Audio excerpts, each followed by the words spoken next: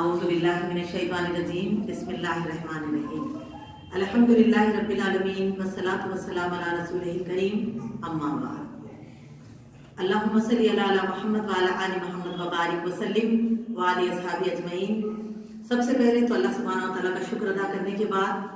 मैं तमाम इस रिपब्लिक डे प्रोग्राम में हिस्सा लेने वाली दीनी बहनों का तहे दिल से शुक्रिया अदा करती हूँ, जिन्होंने इस प्रोग्राम में हिस्सा लेकर मदरसे के तुलबा तालिबात की भी हौसला अफजाई की है। अब मेरी दीनी बहनों, आए हम ये जानेंगे कि आज का दिन जिस यानी कि प्रोग्राम में हम शिरकत करे हैं उसकी हकीकत क्या है। देखिए, आज के दिन रिपब्लिक डे के दिन जिसका माना होता है यौम जमहूरिया, यानी कि आज का दिन वो दिन है जो आज से कई साल पहले हिंदुस्तान को अंग्रेजों ने अपने कब्जे में ले लिया था और कई साल हिंदुस्तान अंग्रेजों की गुलामी में रह चुका। तारीख से तो हम कुछ हद तक तो वाकिफ है। उसके बाद जब हिंदुस्तान को आज़ादी मिली 15 अगस्त, उसके बाद जिसकी आज़ादी के लिए हिंदू, मुसलमान, सिख, ईसाई तमाम अहले वतन ने मिलकर इसमें हिस्सा लिया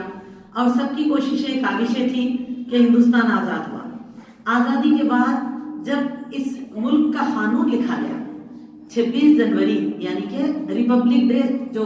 यौम जमहूरिया कहते हैं, ये उसी की यादगार है। तो और हमारे मुल्क में जमहूरियत के माने इस मुल्क में रहने वाले हर मजहब के पैरोकार जो कि अपने अपने मजहबी तौर पर अपने अपने मजहबी तालीमात पर पुरसुकून अमल करते हुए इस्लामी जिंदगी गुजार सकते, जैसे कि मुसलमान हो, हिंदू हो, सिख हो, ईसाई हो, हर एक को अपने अपने तालीमात पर अपने अपने मजहबी अहकामात पर खुलकर जिंदगी गुजारने और उसकी तबलीग यानी कि उसका प्रचार करने की भी पूरी पूरी इजाजत है। इसमें दूसरे मजहब के लोग किसी तरह का कोई इंटरफेयर नहीं कर सकते। इसकी इजाजत हिंदुस्तान में हर मजहब के पैरोकार को है, जिस तरह के हमें भी दी गई। उसी की यादगार के तौर पर हम यौम जमहूरिया मनाते हैं। और लेकिन आज हम देखिए इस्लामी तालीमात से दूरी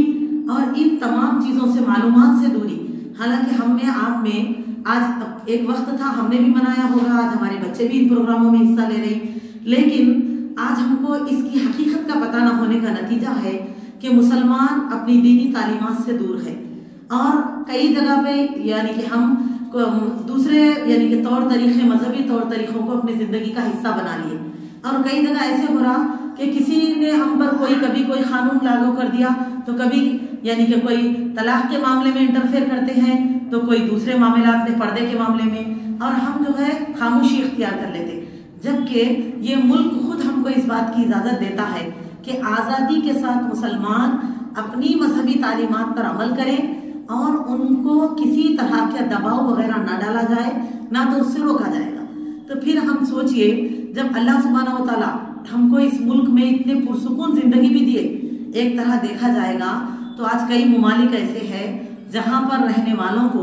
अपनी मजहबी तालीमात पर अमल करने में कई सारी रुकावटें हैं, कई सारी मुश्किलात है। बावजूद इसके वो लोग परेशान होकर भी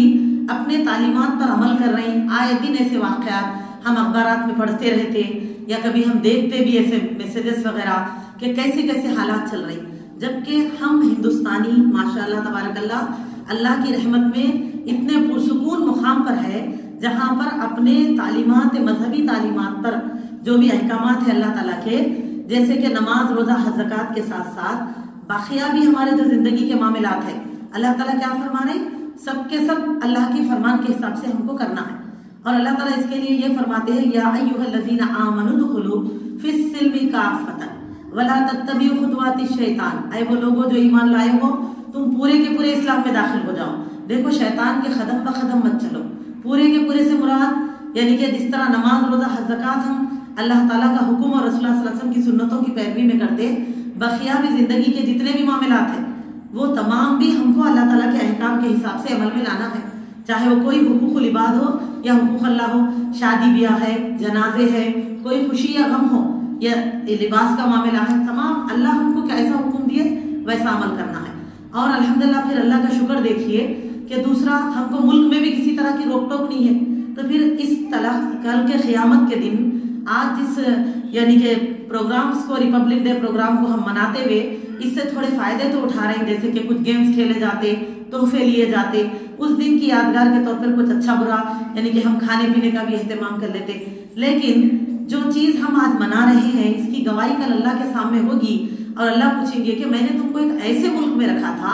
जहां तुमको इस बात की पूरी आजादी थी कि तुम इस्लामी तालीमात पर अच्छी तरह जी सकते थे, फिर क्या वजह थी कि तुमने इस्लामी खवानीन को, अल्लाह के अहकाम को क्यों नहीं अपनाया? तो सोचिए हम अल्लाह को क्या जवाब देंगे, जबकि अल्लाह ताला कुरान मजीद में ये फरमाते हैं कि तिल्का हुदूदुल्लाही फला तक़रबूहा। देखो ये अल्लाह की हदें हैं, यानी कि अल्लाह ने जिंदगी के मामलात में हमको हर चीज के ताल्लुक से ये ऐसे करना, ये ऐसे करना, इसकी हद कायम कर दी है। और अल्लाह फरमाते हैं देखो उसके करीब भी ना जाना तुम,